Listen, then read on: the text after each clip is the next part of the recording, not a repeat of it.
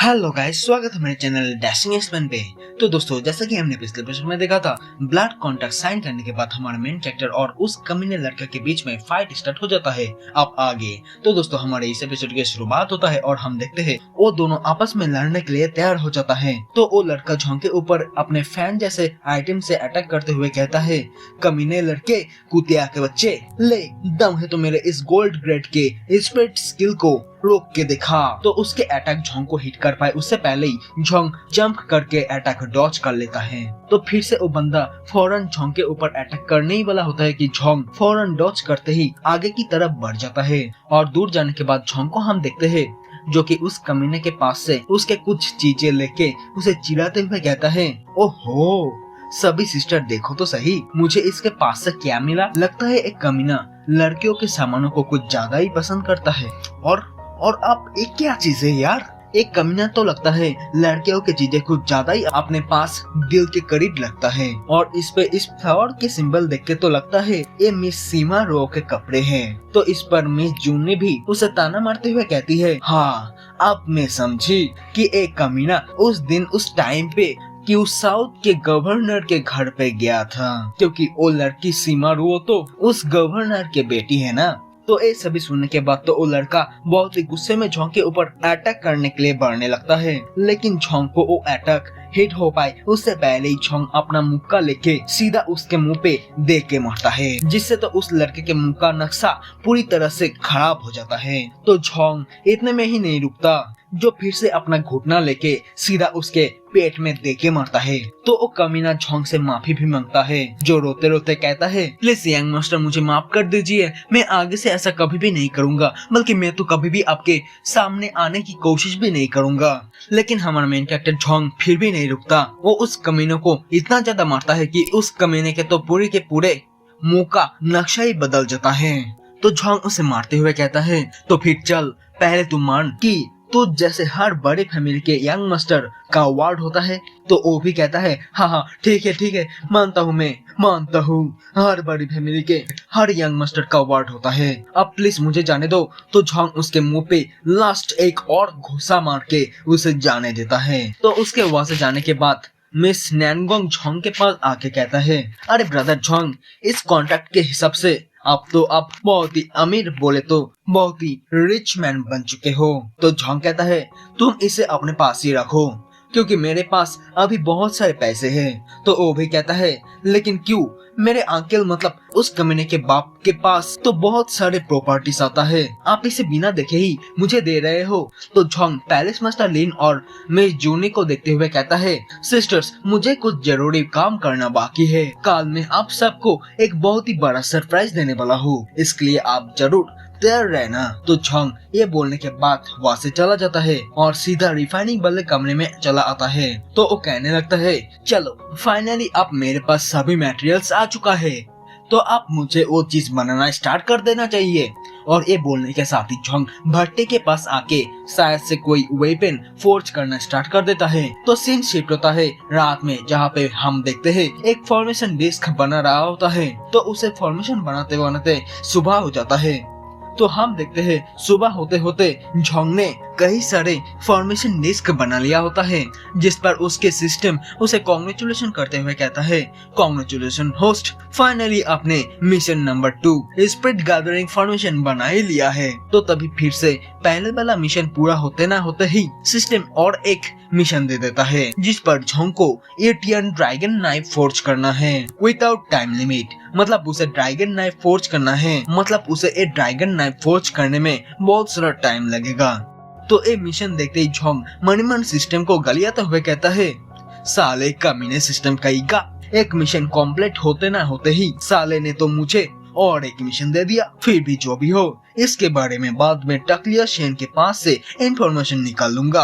अभी के लिए तो मुझे बाहर जाके इस स्प्रिट गैदरिंग फॉर्मेशन के बारे में सभी को गुड न्यूज देना चाहिए। तो इसके बाद तो बाहर जाके स्प्रिट गैदरिंग डिस्क दिखाते हुए सभी से कहता है, सभी सिस्टर्स ये देखो मैंने स्प्रिट गैदरिंग डिस्क फोर्ज किया है, प्लीज आप लोग मुझे हेल्प करिए ना इन सभी फॉर्मेशन डिस्क को लगाने में। तो वो सभी एक एक करके सारे के सारे फॉर्मेशन डिस्क फ्लावर पैलेस के अलग अलग प्लेस में, मतलब कोने कोने में सारे के सारे डिस्क सेट कर देता है और जैसे ही सभी डिस्क सेट हो जाता है तभी हम देखते हैं पैलेस के चारों तरफ बहुत ही इंटेंस एनर्जी इकट्ठा होना भी स्टार्ट हो जाता है, जो देख के सभी तो एकदम से हक्का बक्का रह जाता है।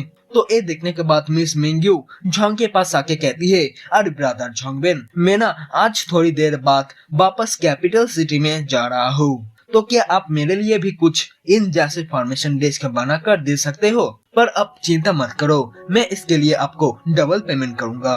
तो इस पर झोंग कहता है, क्या आपको इन जैसे स्पिरिट गैदरिंग फॉर्मेशन चाहिए? लेकिन क्या है ना, इस फॉर्मेशन को मेंटेन करने के लिए बहुत सारे स्पिरिट क्रिस्टल कोड चाहिए होते हैं, तो क्या आप और आपके फैमिली इसे अफोर्ड भी कर सकते हो?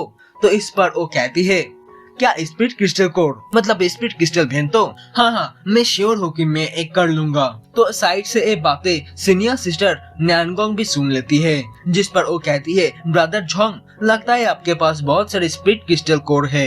ये तो मानना ही पड़ेगा कि आपकी एबिलिटी भी एक्स्ट्रा ऑर्डिनरी है। तो तभी झोंग हंसते हुए कहता है, अरे सिस्टर तुम भी ना, तुम तो ये बातें कुछ ज्यादा ही सीरियस मान लिया, मैं तो बस मजाक कर रहा था। वैसे भी फ्यूचर में हमारे फ्लावर पैलेस के बिजनेस तो तुम्हें और तुम्हारे शैंगवन ट्रेडिंग कंपनी को ही देखरेख करना है। और हाँ, ये लो फॉर्मेशन डिस्क, मैंने तुम्हारे लिए ये पहले से ही प्रिपेयर कर लिया था। तो झोंग मिस मिंग्यू को अपना डिवाइन कैनल मतलब अपना स्पिरिट गन उसे देते हुए कहता है, और हाँ, ये लो मेरा डिवाइन कैनल, तुम अपने पास ही रखो, क्योंकि अभी तुम्हारी कल्टीवेशन बहुत ही लो है, इसलिए ये तुम हर वक्त अपने पास ही रखना। तो वो लड़की मतलब मिस मिंग्यू वो लेते हुए कहती है, ठीक है ब्रदर झोंग, क्या और कुछ है जो आप मुझे देना चाहते हो? तो झोंग उसे घूरते हुए बहुत ही डरावना लुक में कहता है, मुझे लगता है तुम कुछ ज्यादा ही बोल रहे हो, तो तुम इतना ओवर थिंकिंग मत सोचो। तो वो भी कहती है, हाँ ब्रदर झोंग, मैं समझ गई। तो मिस मिंग्यू सभी को बाय बाय करके वहाँ से निकल जाती है। तो उसके वहाँ से जाने के बाद झोंग अपना मिशन कंप्लीट करने के लिए मास्टर शेन को अपने पास बुला के उसे कहता है, अरे मास्टर शेन, क्या आपके पास कुछ वक्त है? क्योंकि मुझे ना आपका एक हेल्प चाहिए एंशिएंट वेपन फॉर्च्यून के बारे में, तो क्या आप मुझे कुछ समय दे सकते हो? तो मास्टर शेन कहता है, हाँ क्यों नहीं मिस्टर झोंग, आप तो मेन कैरेक्टर है ना, आपका चटना ही तो हम जैसे साइड कैरेक्टरों का काम है। तो झोंग कहता है, अरे मास्टर शेन, आप भी ना, आपको मेरा इतना भी तारीफ करने की जरूरत नहीं थी, तो चलिए आप मेरे साथ आइए। तो उन दोनों के वहाँ से जाने के बाद थर्ड सिस्टर मास्टर लिन के पास आके कहती है, मास्टर, मैं सारे के सारे मेडिसिन हर्ब हमारे किंग फेंग पैविलियन में भेज दिया है। तो मास्टर लिन भी कहती है, ठीक है, और बाकी के सभी चीजों के प्रिपेयर कर लो, 3 दिन बाद हमारे किंग फेंग पैविलियन के रीओपनिंग है। तो ये सभी चीजें नोटिस करने के बाद मिस नैनगोंग धीरे से अपने आप से कहने लगती है, सच में ये तो मानना ही पड़ेगा कि हमारे फ्लावर पैलेस पहले के मुकाबले कुछ ज्यादा ही डेवलपमेंट कर रहा है। 3 हेवनली व्हील स्टेज के एल्डर प्लस सभी डिसाइपल तो अर्थ व्हील स्टेज के वॉरियर है, ऊपर से 3 दिन बाद किंग फेंग पैविलियन के रीओपनिंग भी है। मास्टर झोंगबेन, एग्जैक्टली कौन हो तुम? तुम्हारी आइडेंटिटी क्या है? तो उसके बाद साइड पे खड़ी हुई मास्क पहनने वाली लड़की भी सुन लेती है, जो मनी मन कहती है, लगता है यंग लेडी उसके ऊपर कुछ ज्यादा ही इंटरेस्टेड है, इसे तो गौर करना चाहिए। तो इसके बाद सीन शिफ्ट होता है 3 दिन बाद फूफेंग सिटी में किंग फेंग पैविलियन के बाहर, जहाँ पे कुछ लोग आपस में बात करते हुए कहता है, अरे इन लोगों को पैविलियन फिर से रीओपनिंग करने की क्या ही जरूरत थी? क्या इन लोगों को डर नहीं है कि अगर इसके बारे में बड़े बड़े फैमिली के लोगों ने कुछ करने की कोशिश करेगा तो दूसरा बंदा कहता है, अरे भाई जो भी हो, अगर ऐसा हुआ तो फिर ये देखने में तो बहुत ही मजा आएगा ना। वैसे भी ये पैविलियन पहले के मुकाबले बहुत ही अलग और अच्छा दिखाई दे रहा है। तो वो सभी आपस में ऐसे ही बातें कर ही रही होती है कि तभी उसी बीच वहाँ पे एक आदमी उड़ता हुआ धड़ाम से आके गिरता है। तो हमें किंग फेंग पैविलियन के मैनेजर और एक लड़की को दिखाया जाता है, जो बहुत ही गुस्से में उसी आदमी को गालियाते हुए कहता है, आज हमारे किंग फेंग पैविलियन के रीओपनिंग है, तुम्हारी हिम्मत कैसे हो गई आज हमारे पैविलियन में आके बिना वजह के ट्रैवल कस्ट करने की? इसलिए मैं आज अनाउंस करता हूँ, तुम और तुम्हारे फैमिली के किसी भी मेंबर के साथ हमारे पैविलियन के ट्रेड बोले तो कोई बिजनेस नहीं करेगा।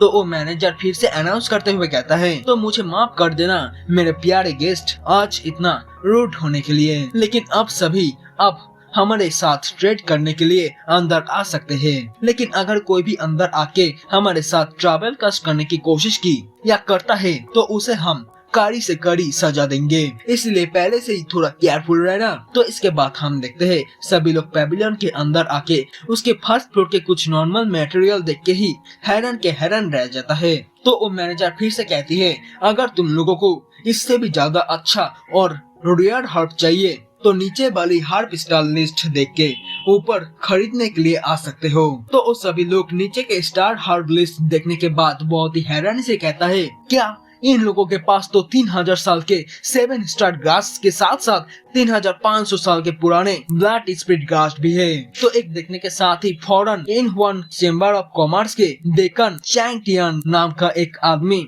सेकेंड फ्लोर पे जाते हुए सोचने लगता है, सच में ये तो मरना ही पड़ेगा। यहाँ के मैनेजर बहुत ही काइंड हार्टेड है, जिसके साथ साथ यहाँ के हर्ब्स ज्यादा तो नहीं लेकिन रेयर तो है, इसलिए ये हर्ब्स तो हमारे in one chamber of commerce पाना डिजर्व करता है। तो वो सेकेंड फ्लोर के हर्ब्स वाले रूम पे आ जाता है, जहाँ पे बहुत सारी रेयर मेडिसिनल हर्ब देख के तो वो बहुत ही ज्यादा हैरान हो जाता है, जो हैरानी से मन ही मन सोचते हुए कहता है, अरे बाप रे, क्या है ये किंगफिंग पेविलियन। इतने हाई ग्रेड के रेयर हर्ब तो शायद से कैपिटल सिटी के पांचों बड़े फैमिली भी अफोर्ड नहीं कर सकता है। तो पीछे से कोई उस आदमी से कहता है, जेंटलमैन, ये सभी मेडिसिनल हर्ब बहुत ही एक्सपेंसिव है, क्या आप इसमें इंटरेस्टेड है? तो दोस्तों इसी सस्पेंस के साथ हमारा एपिसोड यहीं पर ही खत्म होता है। मिलते हैं नेक्स्ट एपिसोड में, तब तक के लिए bye bye and take care guys.